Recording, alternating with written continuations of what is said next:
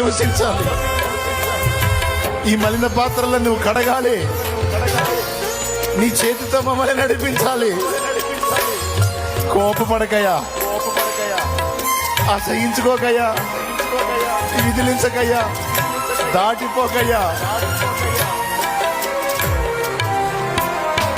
శాలేము రాజా నీదు నామం పోయబడిన పరిమళ తైలం.